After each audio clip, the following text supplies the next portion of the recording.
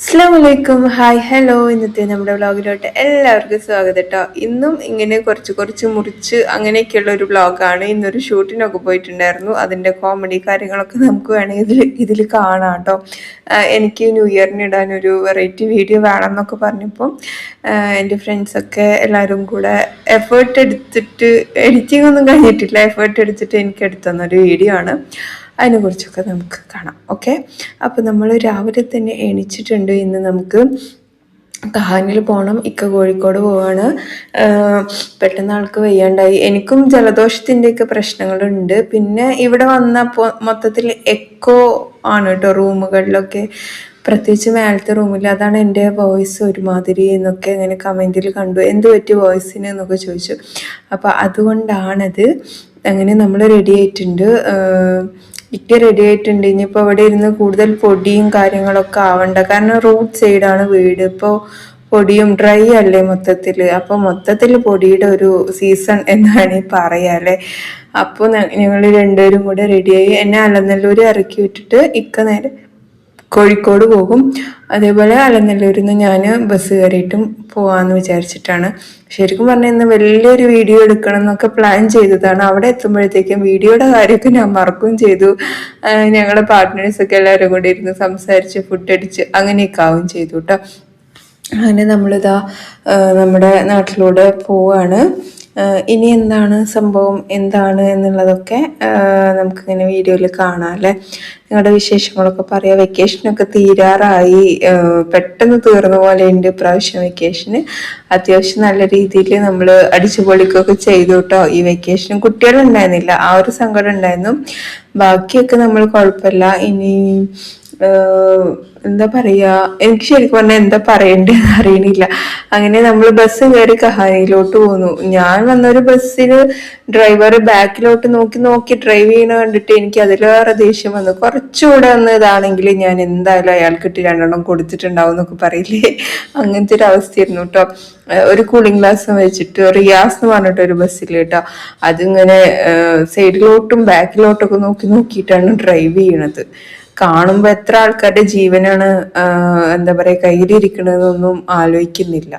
നമ്മളെല്ലാവരും അവരിനെയും പഠിച്ചവനെയൊക്കെ ട്രസ്റ്റ് ചെയ്തിട്ടല്ലേ അതിൻ്റെ ഉള്ളിൽ കയറിയിട്ട് പോണ തന്നെ. എനിക്ക് പ്രത്യേകിച്ച് നമ്മുടെ മണ്ണാർക്കാട് റൂട്ടിൽ ബസ്സിൽ പോകണമെന്ന് പറഞ്ഞാൽ ഭയങ്കര പേടിയുള്ള കാര്യമൊക്കെ തന്നെയാണ്. പിന്നെ നമ്മളങ്ങ് പോവുക എന്ന് മാത്രം.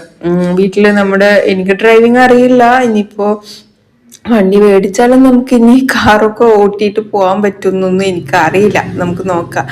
അങ്ങനെ ചുമ്മാ അവിടെ കുറച്ച് നേരം ഇരുന്നു, അതൊക്കെ ഒന്ന് ഇതാക്കി. എന്നിട്ട് ഞാൻ വേഗം പോയിട്ട് റെഡി ആയിട്ടോ. സാരിയിലുള്ള ഒരു റീല് ചെയ്യാനാണ് ഇന്നത്തെ പ്ലാനിങ്.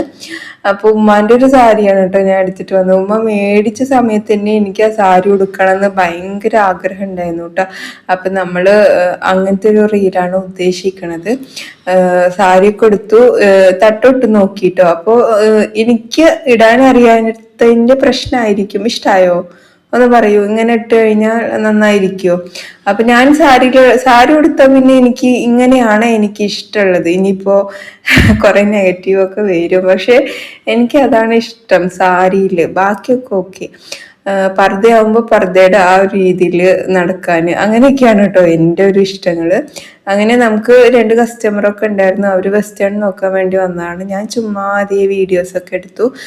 എനിക്ക് പച്ചക്കല്ലുള്ള മാല ഒക്കെ കിട്ടിയിട്ടുണ്ടായിരുന്നു കേട്ടോ. സാരി ഞാനും പിന്നെ അവിടുത്തെ താത്തയും കൂടിയാണ് കേട്ടോ എടുത്തത്. പിന്നെ ഈ സൈഡിലൊന്നും ഇതില്ലാത്തതുകൊണ്ട് പ്രശ്നമൊന്നുമില്ല. പിന്നെ നമ്മൾ നേരെ പോത്തുണ്ടിക്കാവ് എന്ന് പറഞ്ഞൊരു സ്ഥലം ഉണ്ട് ഇല്ലേ മണ്ണാർക്കാട്, അങ്ങടെ പോയത് കേട്ടോ. അവിടെ പോയിട്ട് കുറച്ച് വീഡിയോസ് ഒക്കെ എടുത്തു. പിന്നെ ഇതൊക്കെ അവർ പറഞ്ഞ പോലെ ഇങ്ങനെ ചെയ്തുകൊണ്ടിരിക്കുകയാണ് കേട്ടോ ഞാന്. പിന്നെ ആലിൻ്റെ ഒക്കെ അവിടെ ഇരുന്ന് അങ്ങനത്തെ സംഭവങ്ങളൊക്കെ ചെയ്തു. അത് കഴിഞ്ഞിട്ട് പിന്നെ നമ്മൾ നേരെ മണ്ണാർക്കാടിന് ഇറങ്ങി മന്തിയെല്ലാം കഴിച്ച് പിന്നെ നമ്മൾ നേരെ ഷോപ്പിലോട്ടൊക്കെ പോയി കുറച്ച് നേരം നമ്മുടെ ബിസിനസ്സിന്റെ മീറ്റിംഗ് കാര്യങ്ങളൊക്കെ ഉണ്ടായിരുന്നു, അതൊക്കെ ഒന്ന് നോക്കി. പിന്നെ ഈവനിങ് ആയപ്പോൾ നമ്മൾ വീട്ടിലോട്ട് തിരിച്ചു വരും ചെയ്തു കേട്ടോ. അങ്ങനെ ഒരു ഡേ ആയിരുന്നു ഇത്. ശരിക്കും പറഞ്ഞാൽ നല്ലോണം എൻജോയ് ചെയ്തു.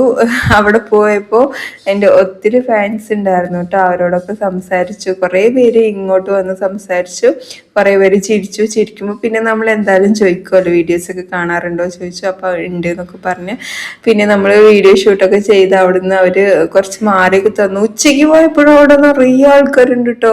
എനിക്ക് വെള്ളം കണ്ടപ്പോൾ വെള്ളത്തിലോട്ട് ഇറങ്ങാനൊക്കെ പൂതിയായി. പക്ഷെ വേറെ ഡ്രസ്സും കാര്യങ്ങളൊന്നും എടുത്തിട്ടുണ്ടായിരുന്നില്ലല്ലോ, കാരണം എനിക്ക് ഒരുപാട് ആഴമില്ലാത്ത വെള്ളത്തിൽ ഇറങ്ങാനും പിന്നെ ഈ കല്ലുകൾ ഉണ്ടാവില്ല പുഴയിൽ, കല്ലുകളായിട്ടുള്ള അങ്ങനത്തേക്ക് വെള്ളത്തിൽ ഇറങ്ങാനാണ് കേട്ടോ എനിക്കിഷ്ടം. മറ്റേത് എനിക്ക് ഭയങ്കര പേടിയാണ് കേട്ടോ. അപ്പൊ നമ്മുടെ ഇന്നത്തെ വ്ളോഗ് ഇത്രയുള്ളൂ. ഉരുളക്കിഴങ്ങ് വെന്തോന്നാണ് കേട്ടോ നമ്മളിതിൽ നോക്കേണ്ടത് ഫസ്റ്റ്. പിന്നെ തേങ്ങ വറുത്തരച്ച് എടുക്കണം. എണ്ണയിലോട്ട് ഉലുവ, ചെറിയ ജീരകം ഇട്ട് കൊടുത്തിട്ട് തേങ്ങ, ചെറിയ ഉള്ളി അതുപോലെ വെളുത്തുള്ളിയും കൂടി ആഡ് ചെയ്ത് കൊടുത്തിട്ട് ഇതൊന്ന് നന്നായിട്ടൊന്ന് വറുത്തെടുക്കണം. ഇച്ചിരി കറിവേപ്പിലയും കൂടി ഇട്ട് കൊടുക്കുന്നുണ്ട് കേട്ടോ. പൊടികളായിട്ട് മുളക് പൊടി, മല്ലിപ്പൊടി, പിന്നെ ഞാൻ കുറച്ച് സാമ്പാർ പൊടി, അതിൻ്റെ കൂടെ തന്നെ ഇച്ചിരി കായപ്പൊടിയും കൂടി ആഡ് ചെയ്ത് കൊടുത്തോളൂ. ഇനി ഇതെല്ലാം കൂടെ നമുക്ക് ചേർത്ത് കൊടുത്തിട്ട് തേങ്ങ ഏകദേശം ഒന്ന് വറുത്ത ശേഷം മാത്രം ചേർത്തിയാൽ മതി. ഇതാ ഈ ഒരു ലെവലിൽ വന്നിട്ടുണ്ട്. മിക്സിയുടെ ജാറിലിട്ടിട്ട് വെള്ളം ചേർക്കാണ്ട് അരച്ചെടുത്താൽ മതി കേട്ടോ. അപ്പോൾ ഇതാ നമ്മൾ എല്ലാ തേങ്ങയും ഇതുപോലെ ആക്കിയെടുത്തിട്ടുണ്ട്. അപ്പോഴത്തേക്കും നമ്മുടെ കഷ്ണങ്ങളൊക്കെ വന്നിട്ടുണ്ടായിരുന്നു. ഞാൻ അതിലോട്ട് നമ്മൾ നേരത്തെ വേവിച്ച് വെച്ച പരിപ്പും കൂടെ ഒന്ന് ആഡ് ചെയ്ത് കൊടുക്കുന്നുണ്ട്. ഇനി നമുക്ക് വറുത്തരച്ച തേങ്ങ അതുപോലെ പുളി, ആവശ്യത്തിനുള്ള ഉപ്പൊക്കെ വേണമെന്നുണ്ടെങ്കിൽ ചേർത്ത് കൊടുക്കാം കേട്ടോ. ഇതൊന്ന് തിളച്ച ശേഷം ഞാൻ പുളിയാണ് ആദ്യം ഇതിലോട്ട് ഒഴിച്ചു കൊടുക്കുന്നത്. സാമ്പാറിന് ആവശ്യമുള്ളൊരു പുളിയുടെ ലെവലിൽ കേട്ടോ.